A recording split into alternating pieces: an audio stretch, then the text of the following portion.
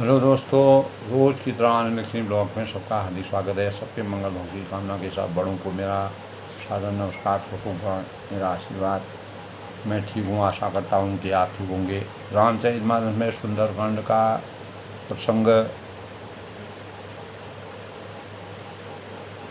जो कि जिसके अंतर्गत हनुमान जी भगवान रामचंद्र जी की का आशीर्वाद प्राप्त करके, वानरराज सुग्रीव का आशीर्वाद प्राप्त करके और जामवंत जी का ने जिस प्रकार से उनके मनोबल को ऊंचा किया, उनकी शक्ति का प्रदर्शन जब सभी वानरों के समक्ष किया, तब हनुमान जी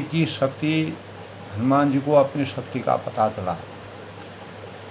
तब निष्कपट होकर के, निश्चल होकर के, पूर्ण रूप से समर्थवान होते हुए हनुमान जी जो है माता सीता की खोज करने के लिए अनेकों राक्षसों के सानिध्य में अनेकों राक्षसों से संघर्ष करते हुए आगे बढ़ते हैं और भगवान रामचंद्र के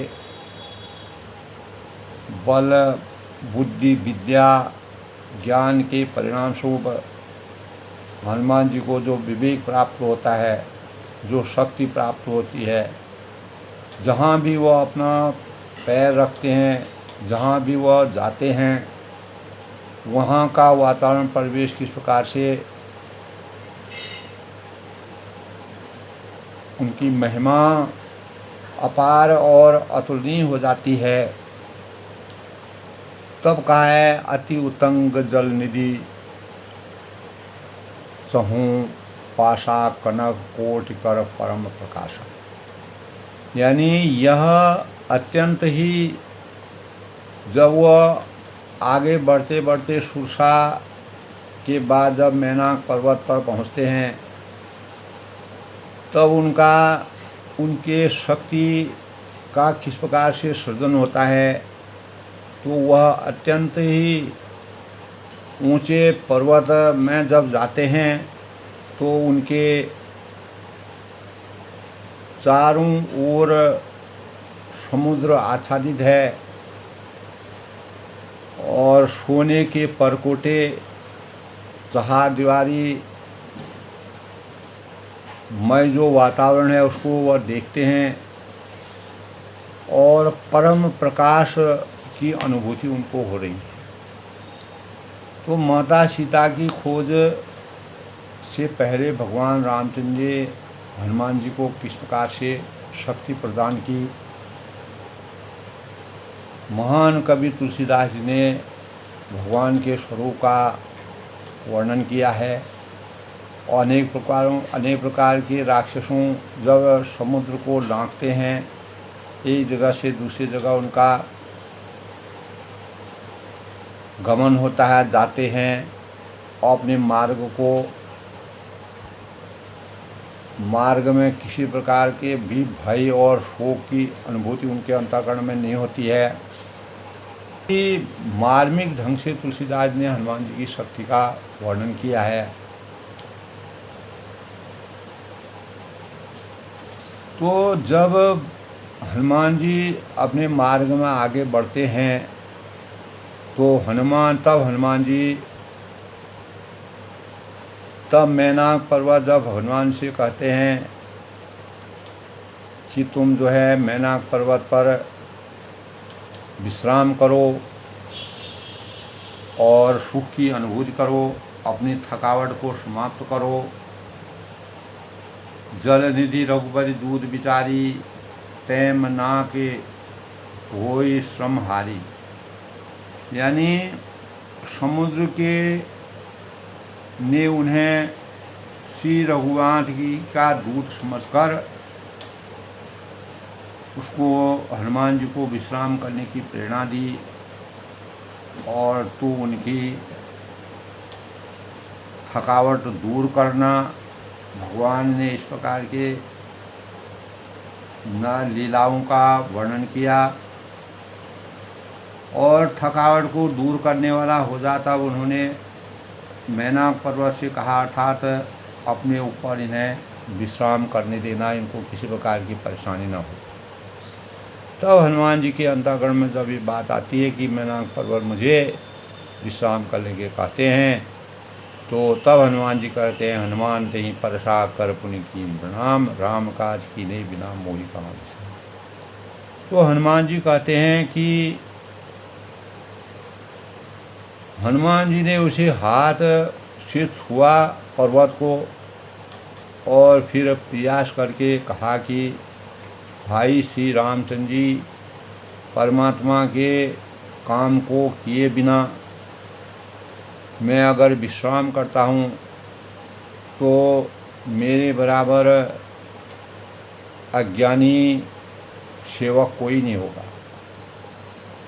तो जब तक भगवान रामचंद्र जी का यानी परमात्मा का कार्य संपूर्ण नहीं होता है, पूर्ण नहीं होता है, तब तक मैं चैन की सांस नहीं ले सकता हूँ।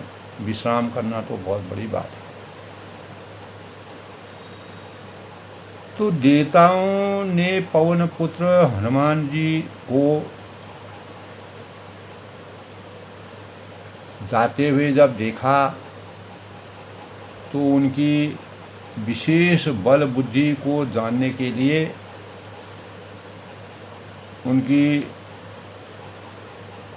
उनके पुरुषार्थ से उन्होंने सुरसा नामक राक्षसी यानी सुरसा जो सर्पों की माता कही जाती है उसको भेजा और उसने आकर हनुमान जी को के मार्ग में बाधा अवरोधक बन के वो खड़ी हो गई समुद्र में।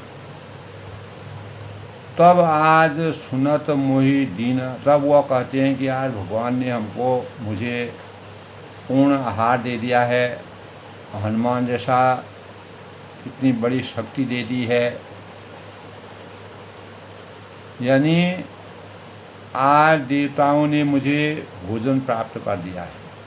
और यह वचन सुनकर पवन पुत्र हनुमान जी को से कहा कि श्री राम जी का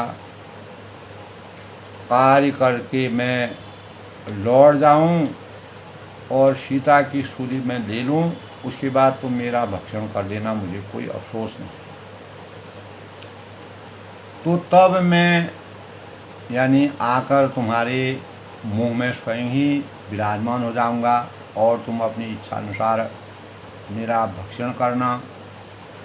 तुम मुझे खा डालना। हे माता, सुरसा से कहा कि मैं सत्य कहता हूँ कि कौने हूँ वचन देव नहीं जाना, गुस्से न मोहि कयो हनुमान। तो अभी मुझे जाने दो। जब किसी भी उपाय से उसने हनुमान जी को नहीं जाने दिया, तब हनुमान जी ने कहा कि तो फिर मुझे खा न दे। तो जैसे जैसे उसने अपने शरीर को बड़ा किया, क्योंकि हनुमान जी विशाल शरीर में थे, उसने योजन भर यानी चार कोस का मुंह बनाया। तो हनुमान जी ने तब कभी तनु कीन दुगुन विस्तारा, हनुमान जी ने अपने विस्तार को, अपने मुंह, अपने स्वरूप को और दूना कर दिया। 16 योजन मुक्त ही बैठे हूँ। जब उसने 16 योजन का मुंह बनाया, तब भगवान के स्वरूप से विराजित पवन सुत हनुमान ने अपना 32 योजन का शरीर बना दिया। तब आपस में खींचातानी होने लगी। तभी तुलसीदास ने वर्णन किया है, जस जस सुरसा बदन बढ़ावा, तास दूत कभी रूप दिखावा। बड़ा ही अद्भुत वर्णन है दोस्तों। सुरसा ने, जो सर्पों की माता है, भयंकर शरीर बनाया। जैसे जैसे वह अपने शरीर को बढ़ाती जाती है, उसी प्रकार हनुमान जी अपने शरीर को दुगना कर देते हैं। शत योजन ते योजन कीना, शत योजन ते ही आनन कीना। जब वह 400 योजन का मुंह बनाती है तो तब अति लघु रूप पवन सुत दीना। तब हनुमान जी ने कहा कि ये तो बढ़ता रहेगा, इसीलिए ऐसा किया जाए कि काफ़ी बड़ा मुंह हो गया है तो इसके मुंह के अंदर एक छोटे से जीव के रूप में प्रवेश किया जाए और मुझे पार करना है। मैं समुद्र पार इसी से हो जाऊंगा, आगे मैं चला जाऊंगा, मेरा मार्ग प्रशस्त हो जाएगा। तो यह बल बुद्धि विवेक जो है परमात्मा द्वारा प्राप्त हनुमान जी को जब इस प्रकार की बुद्धि का विवेक की प्राप्ति हुई तब जो है और वे उनके मुख में घुसकर तुरंत चले गए और फिर बाहर निकल जाते हैं और उसे सिर नवाकर और विदा मांगने लगे, क्योंकि वह पार हो जाते हैं। तब उसने कहा कि मैंने तुम्हारे बुद्धि बल और विवेक का भेद पा लिया है, अर्थात जिसके लिए देवताओं ने मुझे भेजा था। तो देवताओं ने सुरसा नामक राक्षसी यानी सर्पों की माता को इसलिए भेजा कि हनुमान के अंदर कितनी शक्ति है, विवेक है, किस विवेक के कारण परमात्मा की शक्ति आगे जाने के लिए उनको शक्ति है नहीं है। तो उनका परीक्षा में हनुमान जी सफल हुए। तब वह कहते हैं तुम श्री राम। तब सुरसा नाम की जो सर्पों की माता है वह कहती है श्री रामचंद्र जी का सब कार्य करोगे, क्योंकि तुम बल बुद्धि के भंडार हो। और यह आशीर्वाद देकर वह चली गई। तब हनुमान जी हर्षित होकर अपने मार्ग की तरफ सीता की खोज में आगे गए। समुद्र में एक राक्षसी रहती थी और वह माया करके आकाश में उड़ते हुए जो पक्षी थे उन पक्षियों को की छाया को जब समुद्र में देखती थी तो उनको अपनी तरफ खींच लेती थी।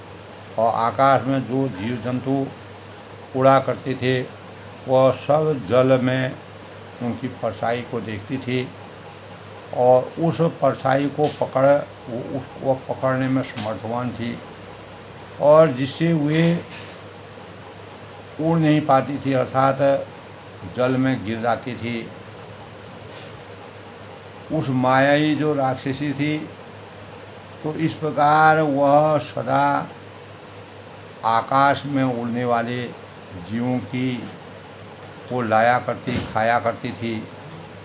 और उसने वही छल हनुमान जी से भी किया, लेकिन भगवान का आशीर्वाद प्राप्त होने से बल बुद्धि विद्या से विवेक और बल से परिपूर्ण होने के परिणामस्वरूप हनुमान जी ने तुरंत ही उसका कपट पहचान लिया।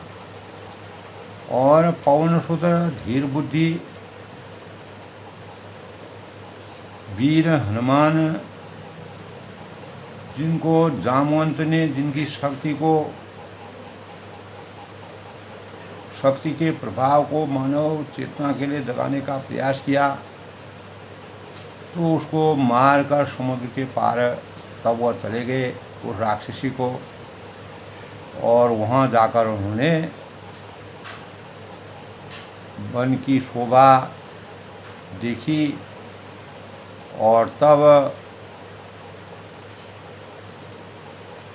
मधु यानी पुष्प रस के लोभ से भौरे गुंजा रहे थे। वन में अनेक प्रकार का गुंजायमान वातावरण था।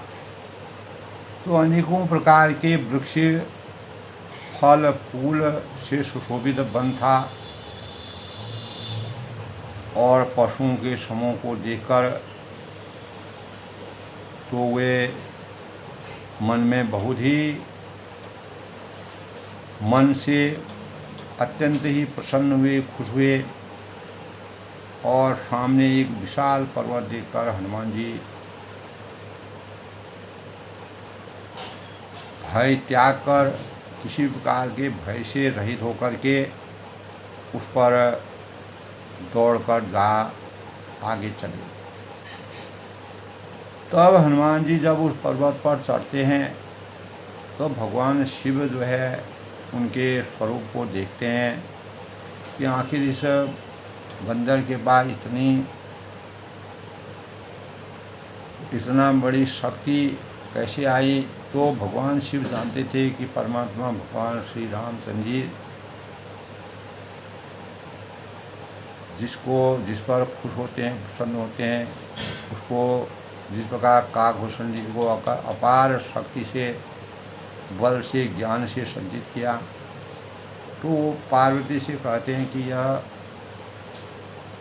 यानी पवन तनय हनुमान की बढ़ाई नहीं है, इसमें भगवान राम जी का यश, मान, बल, बुद्धि, विवेक सब भगवान की कृपा का आशीर्वाद है। गिरि पर चढ़ी लंका ते देखी कहीं न जाए। सब भगवान शिव जब पार्वती से इस प्रकार से कहते हैं तब पार्वती समझ जाती है कि भगवान सर्वोपरि हैं, हनुमान जी को इतनी शक्ति प्राप्त होगी, अनेक प्रकार की लीलाएं कर रहे हैं। जिस प्रकार सुरसा को देवताओं ने हनुमान जी की परीक्षा करने के लिए उनको मार्ग में अवरोधी के रूप में खड़ा किया, तो हनुमान जी कहीं पर भी विचलित नहीं होते हैं और गिरि पर चढ़ करके जो काल को भी, यानी तब वह कहते हैं हे उमा, इसमें वानर हनुमान जी का कुछ भी बड़ाई नहीं है, वह प्रभु का प्रताप है, प्रभु की कृपा है। प्रभु की कृपा भयों सब काजू, जन्म हमार सुफल बाजू। इसीलिए कहा गया है जो काल को भी खा जाते हैं। पर्वत पर चढ़कर उन्होंने लंका, तब हनुमान जी ने पर्वत पर चढ़कर लंका को देखा। त्रिकूट पर्वत पर रावण का साम्राज्य था, बहुत ही बड़ा था और उसकी इतना विशालकाय था कि उसका स्वरूप बड़ा ही भयंकर था। तब भगवान शिव ने पार्वती जी को भी भगवान रामचंद्र जी के जो विशाल शरीर, परमात्मा के विराट स्वरूप, परमात्मा की बल, बुद्धि, विवेक और परम श्रेष्ठ परम पुरुष और त्याग के प्रतीक के रूप में उनके रहस्यों का गुणगान किया। तो हनुमान जी को जो शक्ति प्राप्ति हुई वह रघुनाथ जी की कृपा का आशीर्वाद है।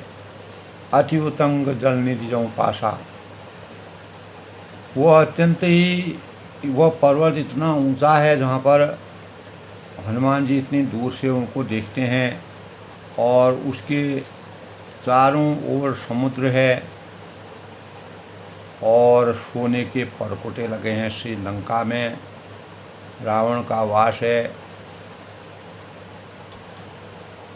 और चारदीवारी बड़ा ही रहस्यमय और चारों तरफ सोने की लंका जिसको कहा जाता है, उस परकोटे, सोने के परकोटे से चारों तरफ प्रकाश दिखाई देता है। तब तुलसीदास जी ने वर्णन किया है, कनक कोटि विचित्र मणिकृत सुंदरा यत्न घना, चौहट्ट हट्ट सुबट्ट बीठी चारपुर बहुविधि बना, गज बाज खच्चर निकर पदवर रथ बरूथन को गनय, बहु रूप निशिचर जूथ अति बल शेन वर्णत नहीं बने। यानी लंका में त्रिकूट पर्वत के नीचे उतने ऊंचे पर्वत, सबसे बड़े ऊंचे पर्वत में रावण का किला था। तो विचित्र मणियों से जुड़ा हुआ सोने का परकोटा जब हनुमान जी ने देखा तो उसके अंदर बहुत से सुंदर घर बने हुए थे। चौराहे, बाजार, सुंदर मार्ग और गलियां हैं, सुंदर नगर बहुत प्रकार से सजा हुआ था। हाथी हैं, घोड़े हैं, यानी गजबाज, खच्चर, निकर, पदचर, रथ, बरु तनिक वो गने, यानी हाथी हैं, घोड़े हैं, खच्चर हैं और समुद्र तथा पैदल और रथों के समूह को कौन गिन सकता है, यानी उनकी कोई गिनती नहीं है।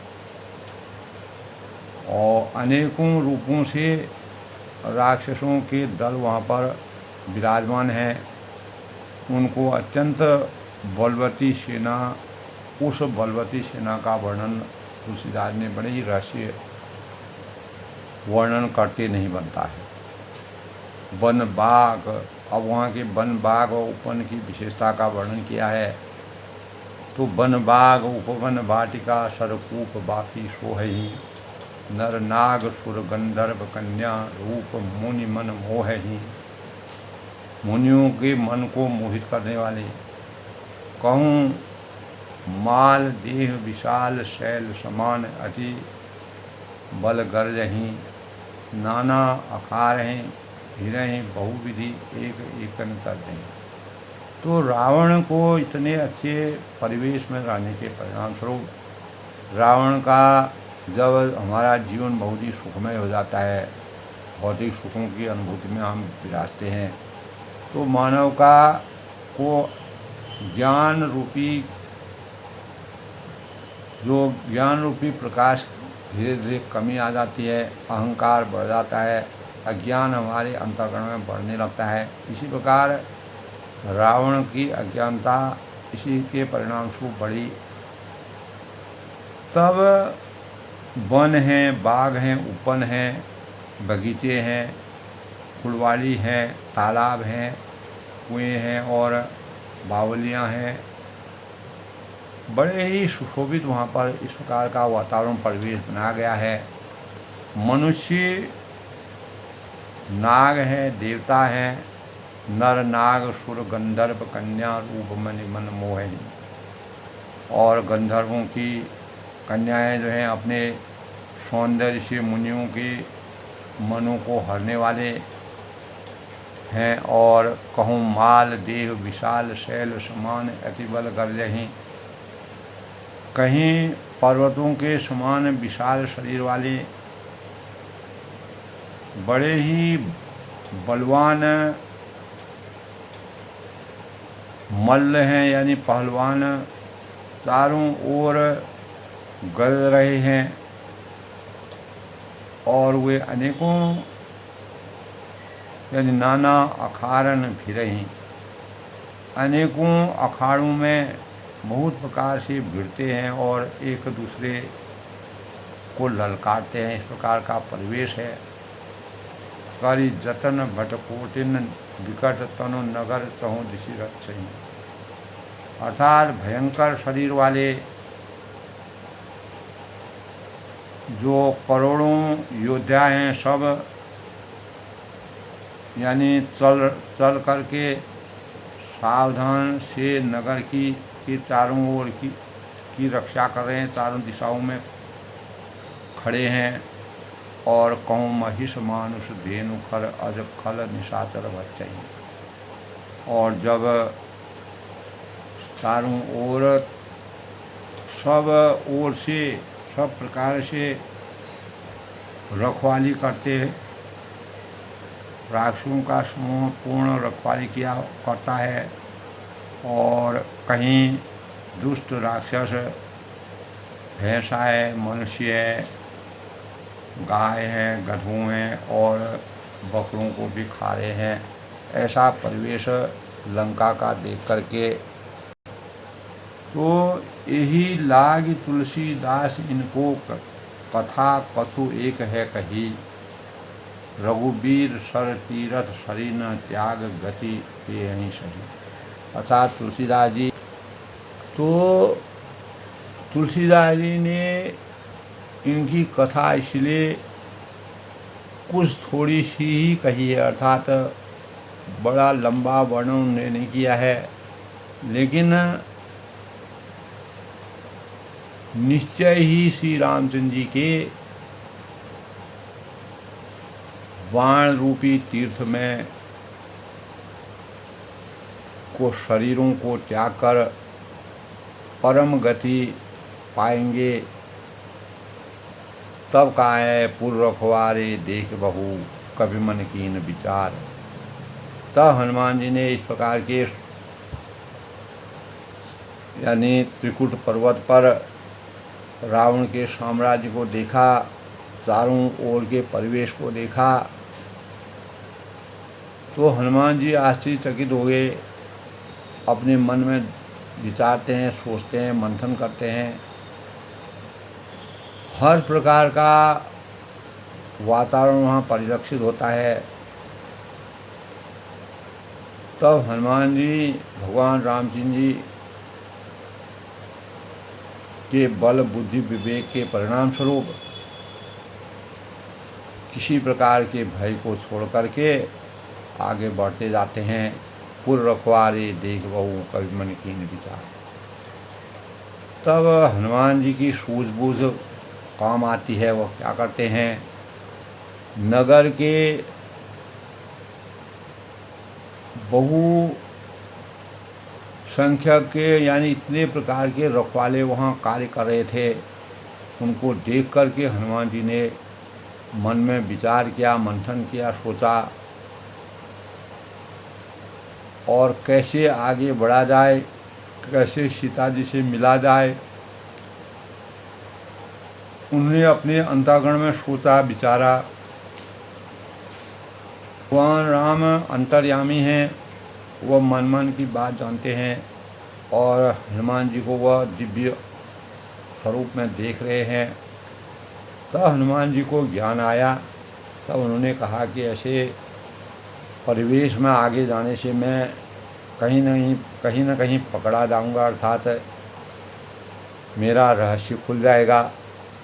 तब हनुमान जी ने अति लघु रूप धरो निशी, रात्रि के समय जब वह लंका में प्रवेश किए थे तो छोटा सा रूप धर करके अति लघु रूप धरो निशी नगर करूँ पैसार, छोटा सा रूप धर करके उन्होंने छोटा रूप धारण किया, अत्यंत ही छोटा रूप धारण करके, और रात के समय में नगर में उन्होंने प्रवेश करने का मन बनाया।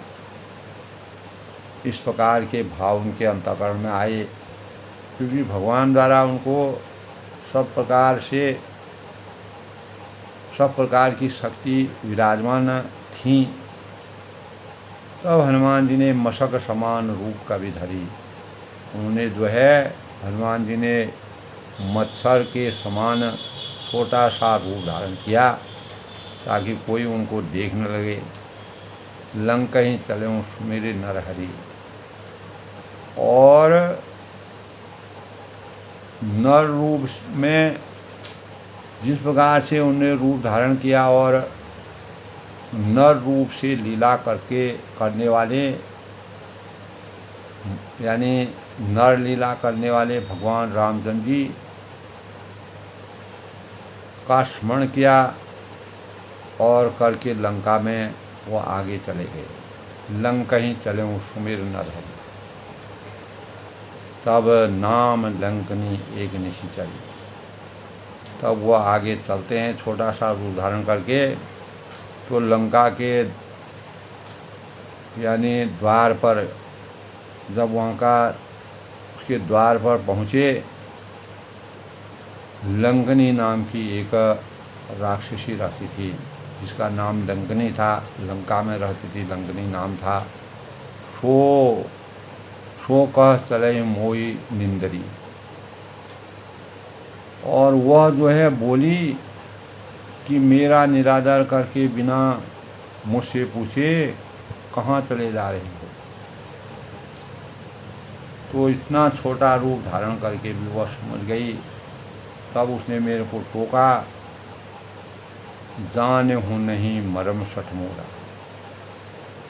तब वह कहने लगी, हे मूर्ख, तुम मेरे भेद को नहीं जानते हो। तो साम दाम दंड भेद यह जो है रावण ने सभी स्वरूपों में अपने साम्राज्य में शिक्षा के भाव से पूर्ण इस प्रकार का वातावरण परिलक्षित किया था। तब वह कहती है, जाने हूँ नहीं मरम सठ मोरा, कि हे मूर्ख, तूने मेरा भेद नहीं जाना। मोर आहार जहाँ लगी चोरा। और जहाँ तक जितने भी चोर हैं, इस प्रकार के लोग आते हैं, वे सब मेरे आहार बन जाते हैं, अर्थात मैं सबको खा जाती हूँ। लंकनी कहती है, मुठिका एक महाकपि हनी। तो हनुमान जी ने अपना वास्तविक स्वरूप धारण करके वो वहाँ पर विराजमान थी। रात का समय था, तो महाकवि हनुमान जी जो भगवान के पूर्ण बल से शक्तिशाली स्वरूप उन्होंने विराजा और उसे एक घूसा मारा, जिससे वह खून की उल्टी करने लगी। रुधिर बमर धरनी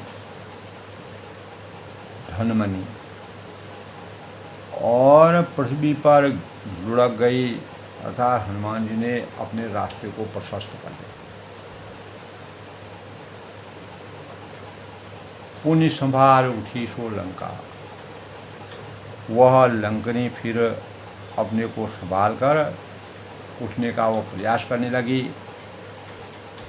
जोर पान कर विनय सुशंका, और डर के मारे हाथ जोड़कर जब हनुमान जी ने केवल एक घुसा उसको मारा, तो उसकी हालत बिगड़ गई, वह भयभीत हो गई। बिना ही यानी हाथ जोड़कर विनती करने लगी। वह बोली कि जब रावण ही ब्रह्म वर दीना, यानी यह पहचान, और बोली कि रावण को जब ब्रह्मा जी ने यह वर दिया था, या वरदान दिया था, तब चलते समय उन्होंने मुझे, यानी राक्षसों के विनाश की एक पहचान बता दी थी। वो पहचान क्या थी? विकल होय तैं कपि के मारे, तब जानेहु निश्चर संहार। तात मोर अति पुण्य बहुता, देखो नयन राम कर दो। तब लंकनी कहती है कि जब तू बंदर के मारने से व्याकुल हो जाएगी, रावण ने ऐसा कहा था उसे, और तब तू राक्षसों का संहार हुआ जान लेना। यह निश्चित है, उसको ज्ञान प्राप्त हुआ था। जब उसने कहा कि रावण ने जब ब्रह्मा जी से वर दिया था, ब्रह्मा जी ने उसको वर दिया था, तब चलते समय उन्होंने मुझे राक्षसों के विनाश की यह पहचान बता दी थी कि जब तू बंदर के मारने से, लंकनी को बताया कि बंदर के मारने से जब व्याकुल हो जाएगी, तब तू जो है राक्षसों का संहार हुआ जान लेना। तो तुम्हारा ही संहार हो जाएगा, तो सभी राक्षसों का अंत हो जाएगा। ब्रह्मा के द्वारा दिया गया वरदान था। तो हे तात मोर अति पुण्य बहुता। तब वह कहती है, लंकनी नाम की राक्षसी कहती है कि मेरे बड़े पुण्य हैं, मैं धन्य हूँ, और मेरा अहोभाग्य हो गया जो मैं श्री रामचंद्र के दूत आपको नेत्रों से, अपने साक्षात स्वरूप में अपने नेत्रों से देख रही हूँ, आपका दर्शन कर रही हूँ। और आपके दर्शनों का आशीर्वाद प्राप्त कर रही हूँ। तो मन से संतोषम परम सुखों की अनुभूति उसको होती है। ब्रह्मा द्वारा दिए गए वरदान के परिणाम स्वरूप उसकी अंतर चेतना जागृत होती है। ब्रह्मा परमात्मा का वास उसके अंतर मन में आता है। तो ब्रह्मा द्वारा दिए गए वरदान के अनुसार जब वह बात सत्य हो गई, तब वह हनुमान जी से हाथ जोड़ती है कि मैं धन्य हो गई हूँ कि भगवान रामचंद्र के दूत के साक्षात दर्शन मुझे हो गए हैं। मैं धर्म अर्थ काम मोक्ष की मुझे प्राप्त हो गई, अर्थात मेरा जीवन मेरा उद्धार हो गया। तात स्वर्ग अपवर्ग सुख। तब वह कहती है तात स्वर्ग अपवर्ग सुख धरी तुला एक अंग तूलनता ही सकल मिली जो सुख लव सत्संग। तब वह कहती है कि तात हनुमान जी से कहती है कि स्वर्ग और मोक्ष के सब सुखों को तराजू के एक पल्ले में रखा जाए। न्याय का साक्षी तराजू होता है। अगर स्वर्ग और मोक्ष के सब सुखों को तराजू के एक पल्ले में रखा जाए तो धैर्य तुला एक अंग, तो वे सब जो है मिलकर दूसरे पल्ले पर रखे हुए उस सुख के बराबर हैं। उस सुख के बराबर नहीं हो सकते हैं जो क्षण मात्र के लिए सत्संग से होता है। अर्थात आपके सानिध्य से जो सुख मुझे प्राप्त हुआ है, वह सुख मुझे स्वर्ग मोक्ष सब सुखों को भी अगर हम एक तराजू के पल्ले में रखते हैं,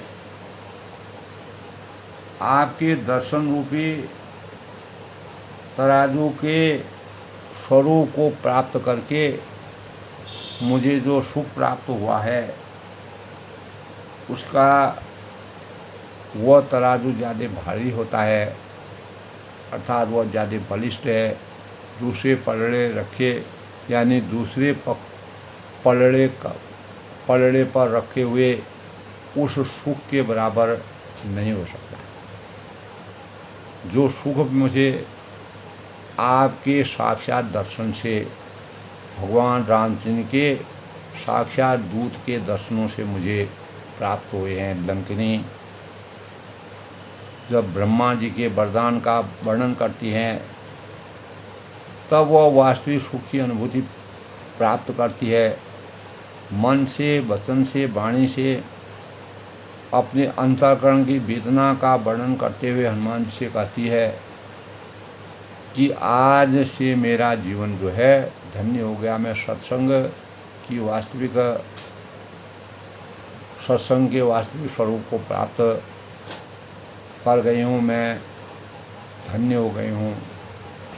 विषनगर की जय सब काजा हृदय राग कौशलपुर राजा गरल सुधा जो करे मिताई को गोपद सिंधु अनल सिखलाई। अर्थात अयोध्यापुरी के राजा भगवान श्री रघुनाथ जी के हृदय में रखे हुए नगर में प्रवेश करके सब काम कीजिए। विविश नगर की जय सब काजा। भगवान राम जी का मनन चिंतन ध्यान और रघुनाथ जी के यानी लंका में सभी भगवान राम जी के परम भक्त थे और अयोध्या के राजा श्री रघुनाथ जी के हृदय को अपने हृदय में अंकित करते हुए नगर में प्रवेश करके सब काम आपके परिपूर्ण हो जाएंगे। गरल सुधार करे मिताई गोपद सिंधु अनल सिखलाई। और उनके लिए विष अमृत हो जाएगा।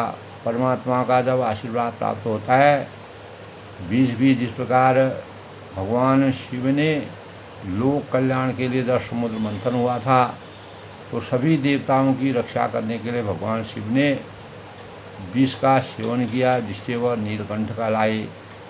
उसके परिणाम स्वरूप सभी देवताओं के का कल्याण भगवान शिव ने किया। वही भाव भगवान रामचंद्र के स्वरूप में है। गरल सुधार करे मिताई, गोबर सिंधु न सिलाई। तो शत्रु मित्रता करके करने लगते हैं, जब उसके लिए विष अमृत हो जाता है। भगवान का जब आशीर्वाद प्राप्त हो और शत्रु मित्रता के स्वरूप में परिवर्तित हो जाते हैं।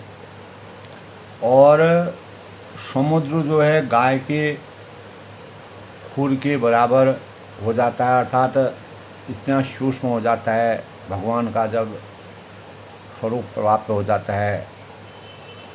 तो अंतिम यानी अग्नि में शीतलता आ जाती है, अर्थात सभी अपने अपने प्रभाव को कम कर देते हैं। और तभी कहा है, राम राज बैठे त्रिलोका हर्षित भय सब शोक। तो भगवान रामचंद्र के राज्य में जिस प्रकार से सभी शोक का हरण हो जाता है, उसी प्रकार जब भगवान के वास्तविक स्वरूप का दर्शन हो जाता है तो लंकनी नाम की राक्षसी ने कहा हनुमान जी से, प्रविश नगर की जय सब काजा, हृदय राग कौशलपुर राजा। भगवान रामचंद्र का मनन करते हुए, चिंतन करते हुए, ध्यान करते हुए नगर में प्रवेश करो और किसी भगवान के कार्य में अपने जिस कार्य से तुम आए हो कार्य परिपूर्ण हो जाएगा। भगवान के अंदर जिसके अंतःकरण में परमात्मा का आशीर्वाद प्राप्त होता है, अगर वह विष का भी सेवन करता है वो भी अमृत बन जाता है। तो गरल सुधार करे मिताई, और मित्र जो है वह शत्रु भी मित्र बन जाता है, और दुख भी सुख में परिवर्तित हो जाता है। प्रतिकूल भी अनुकूलता में परिवर्तित होता है। बुराई जो है वह अच्छाई में परिवर्तित हो जाता है। इस प्रकार भगवान का स्मरण ध्यान चिंतन करने से समुद्र जो है गाय के खुर के समान हो जाता है, इतना छोटा हो जाता है। अर्थात भगवान का स्वरूप सर्वशक्तिमान है, सर्वस्वरूप है, सर्व विद्यमान है। तो आज के रामचरितमानस के सुंदरकांड के प्रसंग में तुलसीदास जी ने एक लंकनी नाम की राक्षसी, जिसको ब्रह्मा जी का वरदान प्राप्त था, और तुम्हें जब भगवान राम जी के दूत हनुमान जी की प्राप्ति होगी तो तुम्हारे जीवन में अर्थ धर्म काम मोक्ष से परे होकर के तुमको जब उनके साक्षात दर्शन होंगे तो तुम्हारा जीवन धन्य हो जाएगा, तुम्हारा उद्धार हो जाएगा। तो यही भाव उसके अंतःकरण में रह करके हनुमान जी से किस प्रकार से वह मित्र भावों का संवाद करती है। आज के प्रसंग में दोस्तों तुलसीदास ने जिस प्रकार का वर्णन किया बड़ा ही हृदयस्पर्शी है। आगे का प्रसंग लगातार चलता रहेगा। तब तक मैं अपनी वाणी को विराम देता हूँ। कल फिर मिलते हैं। तब तक सबका आशीर्वाद, सबका जय श्री राम।